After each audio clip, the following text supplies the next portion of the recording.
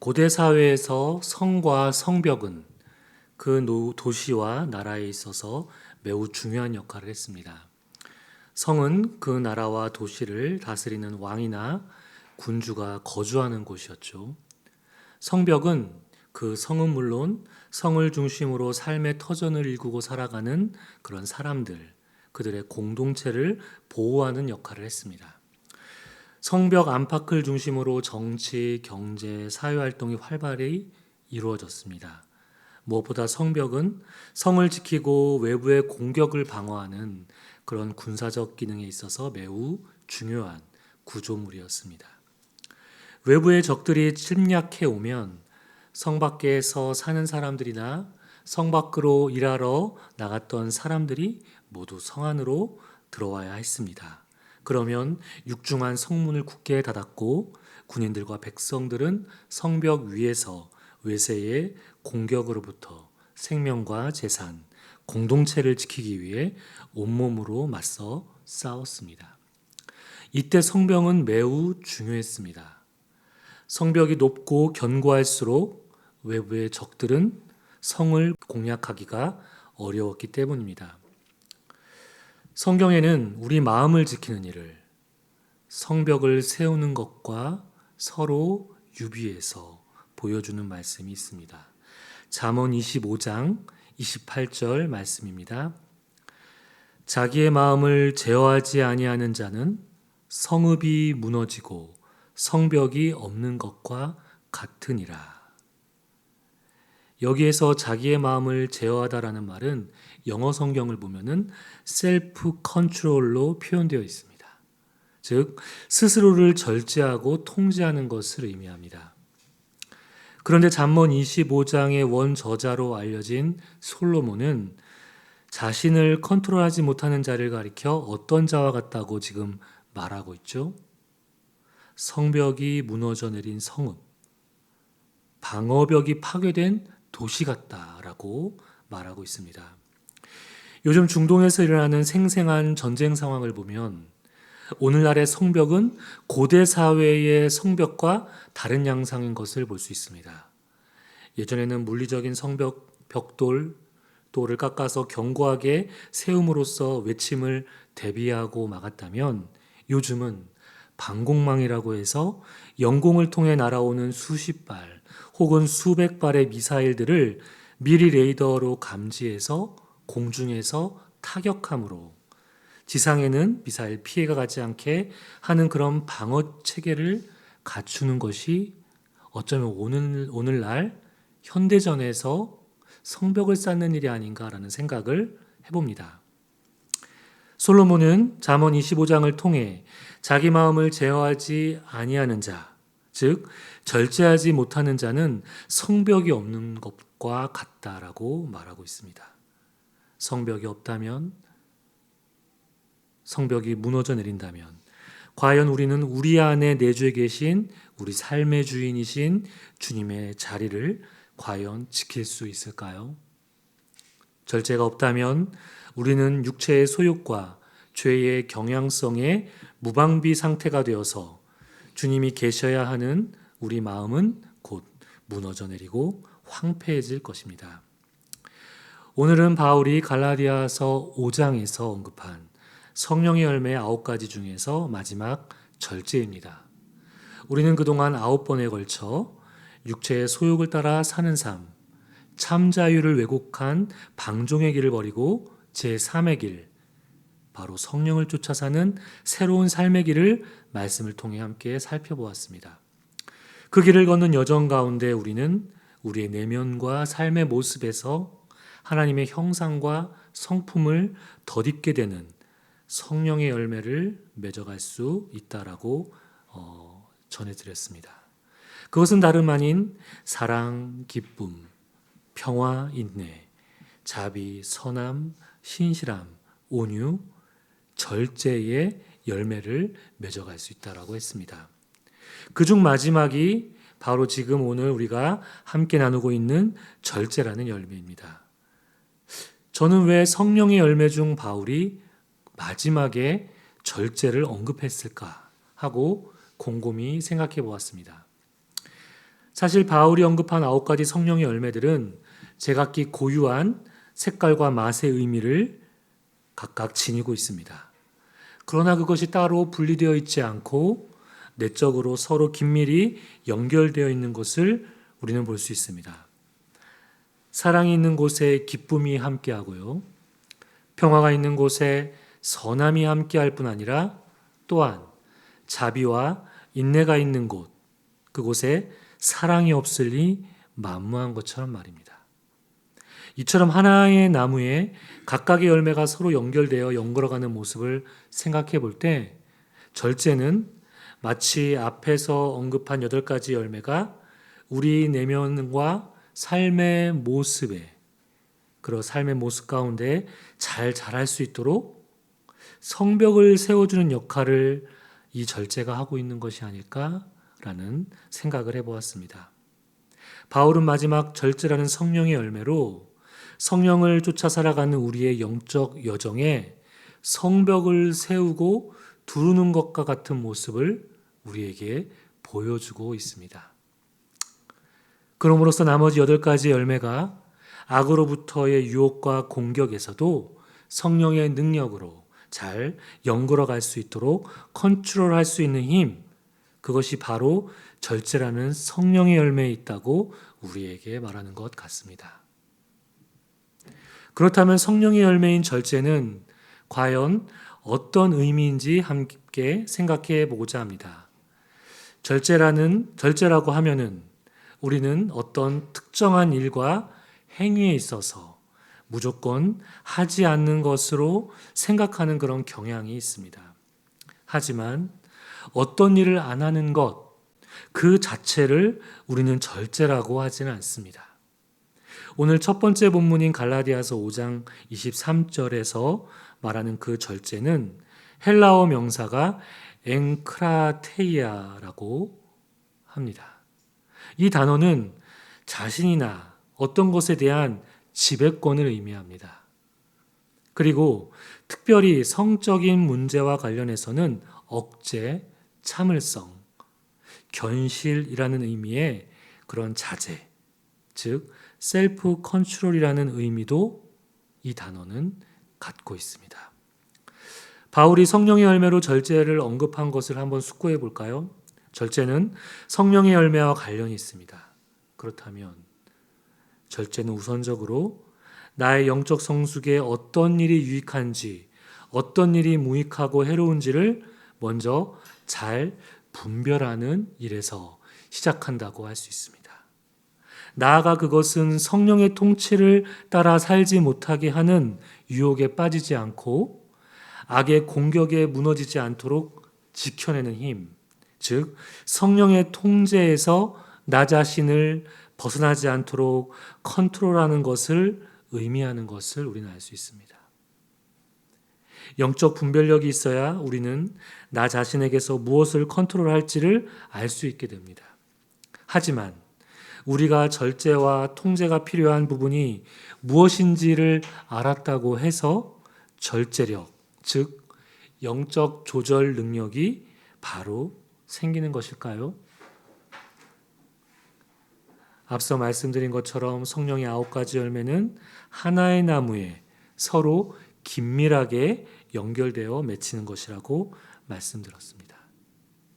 그렇다면 절제가 성령의 열매로 자라기 위해서는 다른 성령의 열매들도 나의 삶 속에서 연걸어 갈 때 절제 열매도 함께 자라고 연걸어 갈 수 있다는 것을 우리는 알 수 있습니다. 또한 절제해야 할 것이 무엇인지 알았다고 해서 과도하게 우리의 의지를 앞세우다 보면은 우리는 맹목적인 금욕주의자가 될 수 있습니다. 절제는 우리를 금욕주의자로 만드는 것을 목표로 하지 않습니다. 그렇다고 우리가 의지적이고 금욕적인 노력이 아예 무용한 것이라고 단정하는 것은 결코 아닙니다. 모든 영성 훈련에는 선한 의지가 있어야 하고 자기 상황에 맞는 금욕은 기독교 전통에서 선용된 오랜 영성 훈련 중 하나라는 것은 우린 부정할 수 없습니다. 하지만 오늘 설교에서는 우리가 이미 잘 알고 있는 선한 의지와 금욕적 노력의 방법으로 절제 열매를 이뤄가는 것이 아니라 조금 다른 각도로 이 절제라는 열매를 어떻게 맺어갈 수 있는지에 대해서 함께 생각해 보고자 합니다. 그것은 바로 보는 것과 관련이 있습니다. 즉, 무엇을 바라봐야 하는가에 관한 것입니다. 절제의 열매를 맺기 위해서 우리가 무엇을 바라봐야 하는지 그 두 가지를 말씀드리고자 합니다. 첫째, 하나님을 지각하고 바라보는 힘이 바로 절제입니다. 우리는 절제하기 위해서 먼저 나의 의지를 최고조로 높이고 스스로를 통제하고 각고의 노력으로 조절해야 한다고 생각하기 쉽습니다. 물론 그 방법도 우리는 절제를 해나가는 하나의 방법이 될 수 있습니다. 하지만 그보다 먼저 절제가 필요한 삶의 영역에서 우리가 하나님을 바라보고 응시할 때 우리에게 주어지는 힘이 있습니다. 바로 절제입니다. 우리가 눈을 들어서 우리 상황 속에서 함께 하시는 주님을 바라보는 것, 우리는 육체적 소욕에 우리 자신을 내어주지 않을 수 있습니다. 그럼으로써 절제할 수 있는 것이죠. 사랑스러운 눈빛으로 우리 자신을 바라보시는 그런 주님의 시선, 그것을 느끼면서 우리는 우리의 모습이 지금 어떠한지를 주님의 시선으로 조망해 볼 수 있습니다.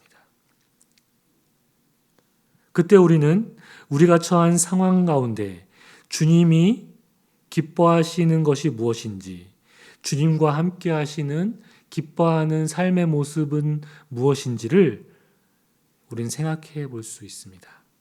그래서 우리가 그 순간에 취해야 할 것, 버려야 할 것이 무엇인지를 분별할 수 있게 됩니다. 그래서 절제를 실행함으로써 우리는 절제 열매를 맺어갈 수 있는 것이죠. 앞서 절제의 성경적인 의미가 성적인 문제에 있어서 그것을 억제하고 통제하는 그런 셀프 컨트롤이라는 의미도 있다고 말씀드렸습니다. 바울은 갈라디아서 5장에서 성령의 9가지 열매를 이야기를 시작하기 전에 먼저 언급한 내용이 있었습니다. 그것은 바로 성령의 열매를 맺는 삶과 정반대인 15가지 육체의 행실에 관한 목록을 먼저 그는 5장에서 보여줍니다. 음행, 더러움, 방탕, 우상숭배, 마술, 원수매즘, 다툼, 시기, 분냄, 분쟁, 분열, 파당, 질투, 술취함, 방탕함. 이 육체의 행실들이 절제라는 성령의 열매가 실종되었기 때문에 우리 삶에 침투할 수 있었던 게 아닐까요? 절제라는 마음의 성벽이 무너졌기 때문에 아예 성령의 자리에 육체의 행실이 집짓고 살도록 우리가 방치했을 때 겪게 되는 마땅한 결과라고 저는 생각합니다. 창세기에서 요셉은 형들의 시기로 구덩이에 던져져서 죽게 될 위험에 처해 있었습니다. 그런데 형제 중 유다의 제안으로 요셉을 죽이지 말자. 대신에 이스마엘 사람들에게 팔자고 그는 제안했습니다. 그래서 요셉을 다시 구덩이에 꺼내서 은 20냥의 미디안 사람들에게 팔았죠. 그런데 이들은 이집트에 도착해서 요셉을 바로의 신하 보디발, 경호대장인 그 보디발에 요셉을 팔아넘깁니다. 그런데 요셉은 그곳에서 노예이지만 주인의 눈에 들어서 그 보디발 집안의 일과 재산을 관리하는 일을 맡게 됩니다. 노예로서 편한 생활을 하고 있던 요셉에게 시련이 찾아옵니다. 바로 보디발의 아내가 요셉에게 요염한 눈짓을 보내고 그를 유혹하죠. 이때 요셉은 이렇게 대답합니다. 창세기 39장 9절 말씀 세번역입니다. 요셉이 보디발의 아내에게 하는 말입니다. 이 집안에서는 나의 위에는 아무도 없습니다. 나의 주인께서 나의 마음대로 하지 못하게 한 것은 한 가지뿐입니다. 그것은 마님입니다. 마님은 주인 어른의 부인이시기 때문입니다. 그런데 내가 어찌 이런 나쁜 일을 저질러서 하나님을 거역하는 죄를 지을 수 있겠습니까? 성적으로 보디발의 아내가 요셉을 유혹하는 상황에서 요셉이 이렇게 말하는 것이죠. 여기서 우리가 눈여겨야 할 부분이 있습니다. 요셉이 내가 어째 이런 나쁜 일을 저질러서 하나님을 거역하는 죄를 지을 수 있겠습니까? 라고 말하는 부분입니다. 요셉은 자기 주인인 보디발을 거역하는 죄를 지을 수 있겠느냐고 말하고 있지 않습니다. 하나님을 거역하는 죄를 짓는 것이라고 말하고 있습니다. 지금 요셉의 눈은 누구를 바라보고 있습니까? 그 상황에서 보디발, 자신의 주인을 바라보고 있지 않습니다. 그 자리에서 요셉을 바라보고 계시는 하나님의 눈빛, 요셉은 하나님을 바라보고 있습니다. 보디발에게 거역하는 죄를 지을 수 있다고 얘기하는 것이 아니라 하나님을 거역하는 죄를 지을 수 있겠습니까? 라고 반문하고 있는 것이죠. 이것은 요셉의 이러한 절제는 하나님을 바라보고 응시할 때 그 안에 생기는 힘입니다. 이것은 요셉의 하나님의 현존 의식에서 비롯된 절제입니다. 그리고 두 번째로 우리가 무엇을 바라볼 때 절제의 열매가 우리 삶에 연글 수 있을까요? 바로 썩지 않을 월계관이 우리에게 상으로 주어질 것을 바라볼 때 절제의 열매가 우리에게 주어집니다. 오늘 설교의 두 번째 본문인 고린도전서 9장 24절 말씀 세 번역입니다. 경기장에서 달리기 하는 사람들이 모두 달리지만 상을 받는 사람은 하나뿐이라는 것을 여러분은 알지 못합니까? 이와 같이 여러분도 상을 받을 수 있도록 달리십시오. 바울은 우리 영적 여정을 경기장에서 달리기 경주하는 모습에 비유하고 있습니다. 이런 비유가 불편하게 다가오는 분이 있을지 모르겠습니다. 제가 과거에 이 말씀이 너무 불편했습니다. 마치 바울이 우리를 성적순으로 줄을 세우는 것 같다라는 생각이 들었기 때문입니다. 왜 사회에서의 그런 경쟁 논리와 성공주의를 신앙 안에서도 동일하게 적용하려고 하는가? 그런 생각 때문에 저는 이 말씀이 참 불편했습니다. 바울의 이 유비가 마음에 들지 않았습니다. 바울의 성향과 내 믿음의 성향이 맞지 않는구나 라는 생각도 들었습니다. 하지만 시간이 지나면서 이것을 맥락 안에서 볼 때 당시 문제투성이었던 고린도 교회의 그런 상황적 맥락에서 바울이 그들에게 한 얘기라고 생각해 봤을 때 그들에게 이처럼 단호하고 강한 어조로 말할 필요가 있었겠다라는 그런 이해가 제게 찾아왔습니다. 그리고 또한 계속 말씀을 묵상하면서 여기에서의 그 상이 단순히 우리를 다른 그리스도인들과 경쟁을 시켜서 그 경쟁에서 승리를 쟁취하게 하는 방식으로 오직 한 사람에게만 주어지는 그런 보상의 의미로 다가오지 않았습니다. 절제라는 성령의 열매를 맺어가는 길을 우리에게 새롭게 제시해주고 있는 것을 알게 되었습니다.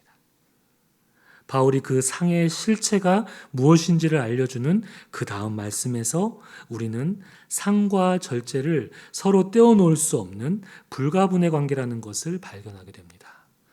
이어지는 고린도전서 9장 25절 말씀입니다. 경기에 나서는 사람은 모든 일에 절제를 합니다. 그런데 그들은 썩어 없어질 월계관을 얻으려고 절제를 하는 것이지만 우리는 썩지 않을 월계관을 얻으려고 하는 것입니다. 바울이 말한 상의 실체는 바로 승리의 결과로 주어지는 월계관이었습니다. 바울은 경기장에서 운동 경기를 통해서 경쟁하는 사람들과 그리고 영적 여정의 길을 경주하는 우리와 그리스도인들과의 그 비슷한 점을 언급을 하는 동시에 다른 점도 동시에 언급하는 것을 봅니다. 먼저 운동선수들의 경주와 그리스도인들의 영적 경주에는 공통점, 비슷한 점이 있습니다. 그것은 결국 상을 얻기 위해, 즉 월계관을 얻으려고 경주에 임하는 것을 볼 때 그 목적이 같아 보이죠. 그러나 바울은 여기에 극명한 차이가 있다고도 말하고 있습니다. 상으로 주어지는 그 월계관이 과연 썩어져 없어지는 월계관인가? 아니면 썩어지지 않는 월계관인가 하는 점입니다. 경기장에 나서는 사람들이 얻는 월계관은 유한한 것이고 우리가 얻을 월계관은 영원한, 무한한 것이라고 바울은 이야기하고 있습니다. 이 말은 이 땅에서 우리가 칭송받거나 영광을 누리기 위한 자기 개발과 자기 성취를 목적으로 하는 그런 절제, 성령의 열매로서 우리가 맺어야 하는 그 절제, 그 두 가지의 절제가 엄연히 다르다는 것을 보여주고 있죠. 바울은 바로 후자의 절제, 즉 성령의 열매로서의 절제를 우리에게 지금 말하고 있는 것입니다. 우리의 절제는 썩지 않을 월계관을 얻기 위함이며 이것은 곧 성령의 열매까지도 우리가 맺을 수 있다는 것을 동시에 보여주고 있습니다. 그래서 저는 바울이 말하는 이 그 월계관이 한편으로는 절제라는 성령의 열매가 시각화된 모습으로 제게 다가오는 것 같은 그런 느낌도 들기도 했습니다. 바울은 우리 신자들을 서로 경주하도록 경쟁 구도 안으로 구겨 넣어서 우리를 선착순으로 줄을 세우려는 것이 아니었습니다. 바울이 절제를 통해서 우리로 하여금 경쟁하도록 하게 하는 것은 과연 무엇일까요? 그 대상은 바로 썩어 없어질 월계관을 쫓는 그릇된 우리의 삶과의 경쟁을 바울은 원했던 것 같습니다. 또한 절제가 실종되어서 우리 삶에 침투한 그 15가지의 육체의 행위 목록에 대해서 바울은 절제라는 마음의 장벽, 마음의 성벽을 둘러세우고 그것들과의 경쟁과 싸움에서 승리하라고 우리의 경주를 그렇게 말하고 있는 것 같습니다. 썩지 않을 월계관을 얻으라고 육체의 소욕과 경쟁하라고 하지 결코 우리 옆에 있는 그리스도인 신자들과 경쟁을 해서 최후의 한 사람이 되라는 식으로 우리에게 얘기하고 있는 것 같지는 않습니다. 바울은 마지막에 이런 비장한 고백을 우리에게 들려줍니다. 고린도전서 9장 27절 말씀 새 번역입니다. 나는 내 몸을 쳐서 굴복시킵니다. 그것은 내가 남에게 복음을 전하고 나서 도리어 나 스스로는 버림을 받는 가련한 신세가 되지 않으려는 것입니다. 바울이 우리에게 보여주는 그의 절제, 자기 몸을 쳐서 굴복시킬 만큼 굉장히 강렬하고 의미심장한 모습으로 다가옵니다. 여기에서 그가 자기의 몸을 친다고 했을 때의 이 몸은 바울도 사람이었기 때문에 육체의 소욕의 그런 유혹을 받을 수 있었던 사람이었습니다.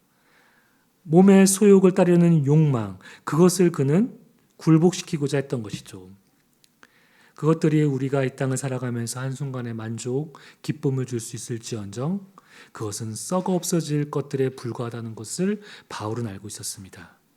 그것을 쫓게 되었을 때 바울 자신은 그가 사도임에도 결국 버림을 받게 되는 가련한 신세가 될 수 있을 거라고 그런 경계심을 갖고 살았던 것입니다. 그러면 여기에서 바울은 무엇을 바라본 것일까요? 바로 썩지 않을 월계관을 그는 바라보고 있었던 것입니다. 자기 몸을 쳐서 굴복시키는 바울의 처절한 절제, 그것은 자해적인 행위가 아닙니다. 금욕적인 그런 행위가 아닙니다. 육체의 행위에 자꾸 눈을 돌리는 자기 시선을 다시 하나님의 시선을 향해 돌이키는 것입니다. 그리고 영원히 썩지 않을 월계관을 마침내 하나님으로부터 받고 영광스럽게 자신의 머리에 쓸 것을 그가 수많은 환난과 어려움 속에서도 응시하고 바라보고자 했던 그의 몸짓이었던 것입니다. 바울은 이렇게 썩지 않을 영원한 월계관을 바라보며 절제를 할 수 있었던 것입니다. 사랑하는 얼빛교회 성도 여러분, 우리는 무엇을 바라보고 응시하고 있습니까? 어떤 상을 향해 달려가고 있습니까? 혹시 그 길이 썩어 없어지는 월계관을 얻고자 하는 길은 아닌지요? 성령의 열매인 절제는 우리로 하여금 영원한 것을 사모하게 만듭니다. 그리고 그 영원한 것을 지금 이곳에 임한 하나님 나라에서 하나님의 현존 안에서 사랑의 눈맞춤으로 그분과 함께 살아가는 삶을 누리도록 우리를 초대하는 것입니다. 절제라는 성령의 열매는 나의 삶 속에서 늘 함께 하시는 하나님의 현존 속에 그분의 사랑스러운 눈빛을 바라보는 것입니다. 그리고 영원히 썩지 않을 그런 월계관을 바라보며 육체의 소욕들과의 경쟁 속에서 우리가 싸워나갈 때 우리에게 힘을 주시는 성령 하나님의 능력, 그것이 바로 절제입니다. 이 시간 오늘 함께 경청한 말씀을 기도 안에서 곰곰이 생각한 후에 하나님과 기도 가운데 대화를 나누겠습니다.